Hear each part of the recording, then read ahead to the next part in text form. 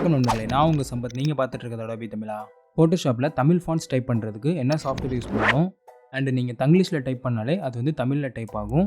இதை பற்றி டீட்டெயிலாக ஒரு வீடியோ போட்டிருக்கேன். அந்த வீடியோட லிங்க் மேலே ஐ பட்டன்லையும் கீழே டிஸ்கிரிப்ஷனில் இருக்குது. அடுத்து ஃபோட்டோஷாப்பில் செந்தமிழ் ஃபாண்ட்ஸ் எப்படி டைப் பண்ணுறது அண்ட் செந்தமிழ் ஃபாண்ட்ஸ் எப்படி டவுன்லோட் பண்ணுறது அப்படின்றத இந்த வீடியோவில் டீட்டெயிலாக எக்ஸ்பிளைன் பண்ணியிருக்கேன்.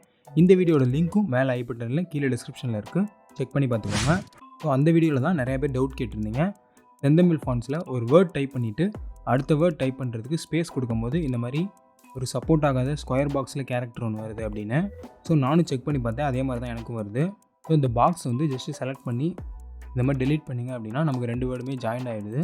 அதுக்கு ஒரு சில பேர் என்ன பண்ணியிருப்பீங்க அப்படின்னா இந்த பாக்ஸை டெலீட் பண்ணிவிட்டு ஜஸ்ட்டு இந்த தமிழ் அப்படின்றத வந்து கண்ட்ரோல் எக்ஸ் போட்டு கட் பண்ணி அகைன் டைப் டூல் எடுத்து இன்னொரு கிளிக் பண்ணி இதில் வந்து பேஸ்ட் பண்ணியிருப்பீங்க. இந்த மாதிரி தனித்தனி வேர்டாக டைப் பண்ணி வச்சுருப்பீங்க. பட் இப்படி பண்ணுறது நமக்கு நிறையா டைம் எடுக்கும் அண்ட் அலைன்மெண்ட்டும் நிறையா மிஸ் ஆகும். ஸோ நான் இதுக்கு தேடி பார்த்ததில் பெர்மனெண்ட்டான சொல்யூஷன் வந்து எதுவுமே கிடைக்கல. பட் டெம்பரரியான ஒரு ஃபிக்ஸ் இருக்குது. அது என்னன்னு சொல்கிறேன். இனியன் டைப் பண்ணிட்டேன். இப்போ ஆல்ட் ஹோல்டு பண்ணி ரைட் சைடு யாரோ ப்ரெஸ் பண்ணுறேன். ஸோ நம்மளோட டெக்ஸ்ட் வந்து லெஃப்ட் சைடில் மூவ் ஆகுது. அதே மாதிரி அகைன் ப்ரெஸ் பண்ணுறேன். ப்ரெஸ் பண்ணிக்கிட்டே இருக்கேன். ஸோ இந்தளவு நமக்கு கேப் கிடச்சிருச்சு. இப்போ நமக்கு இது ஒரு ஸ்பேஸ் மாதிரியே இருக்குது. பட் இது வந்து ஸ்பேஸ் கிடையாது. நீங்கள் கர்சர் வச்சு பார்த்தீங்கன்னா இது ஃபுல்லாகவே ஒரே வேர்டு தான். இது வந்து கேர்னிங் ஸ்பேஸ்னு சொல்லுவோம்.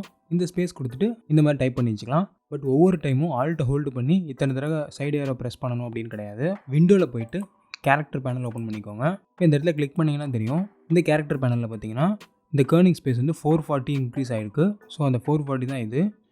இப்போ நீங்கள் தமிழ் இந்த இல்கிட்ட கிளிக் பண்ணிவிட்டு இதில் வந்து 300 கொடுத்துட்டு என்ட்ரு கொடுத்துருங்க. 1 வேர்ட் ஸ்பேஸ் கிட்டத்தட்ட கிடச்சிரும். இப்போ உங்களுக்கு வேணுங்கிற டெக்ஸ்ட்டு டைப் பண்ணிவிட்டு அகைன் இதில் வந்து 300 கொடுத்துட்டு என்ட்ரு கொடுத்துக்கோங்க. பட் உங்களுக்கு வந்து இந்த மாதிரி அதிக ஸ்பேஸ் வேணும்னா 400 கிட்ட கூட கொடுத்துக்கலாம். 300ன்றது கரெக்டான ஸ்பேஸு. கொடுத்துட்டு அடுத்த வேர்டு நீங்கள் டைப் பண்ணிக்கலாம்.